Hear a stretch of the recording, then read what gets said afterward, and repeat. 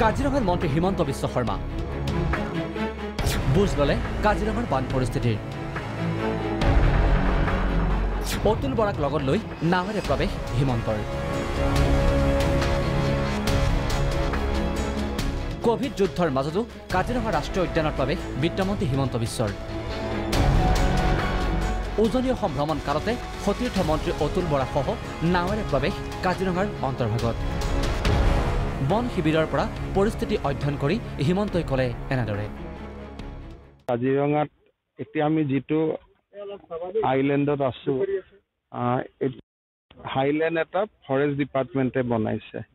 তাৰ সিটো ফালে গড় আছে এই হাইল্যান্ডবোৰ বনোৱাৰ কাৰণে বহুত গড় বাচিছে বা ৰাস্তা পাৰ হৈ যাব নাই তাকে মই চালো চাই পেলাই অলপমান আপুনি বনৰক্ষীৰ হাতে তেওঁলোকৰ হাতে মত বিনিময় কৰিলে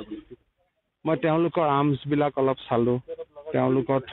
সুবিধা কেনেকুৱা চালো মন্ত্ৰী হিমন্তক পাই আবেগিক বনকৰ্মী মন্ত্ৰী হিমন্তই বুজ ললে বনকৰ্মীৰ সমস্যাৰ অভাৱ অভিযোগ বুজ লোৱাৰ বাবে হিমন্তলৈ কৃতজ্ঞতা আবেগিক বনকৰ্মীৰ তেখেতক আমি হিয়া জাৰি আমি তেখেতক ভগৱানৰ ওচৰত শুভকামনা কৰিছোঁ যেন তেখেতে পৰৱৰ্তী কাৰ্যালয়ত এনেকৈ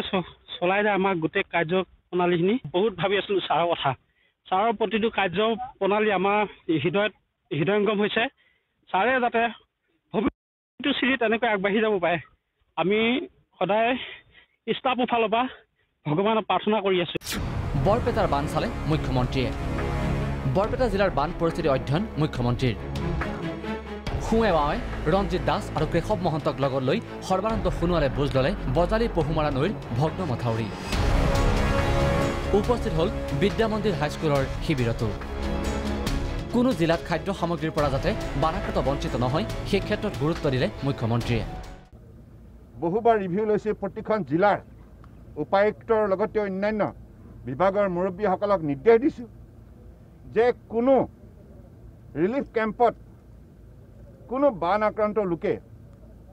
খাদ্যবস্তুৰ পৰা যাতে বঞ্চিত নহয় আমি এই নিৰ্দেশনা দিছোঁ কোনো কাৰণে যাতে কোৱালিটি বেয়া হ'ব নোৱাৰিব খাদ্যবস্তুৰ কোৱালিটি যাতে কোনো কাৰণে বেয়া হ'ব নোৱাৰিব ইপিনে মৈত্ৰী আঁচনিৰ অধীনত নিৰ্মিত বৰপেটা সদৰ থানাৰ ভৱন উদ্বোধন কৰে মুখ্যমন্ত্ৰীগৰাকীয়ে ব্যুৰো ৰিপৰ্ট প্ৰাগ নিউজ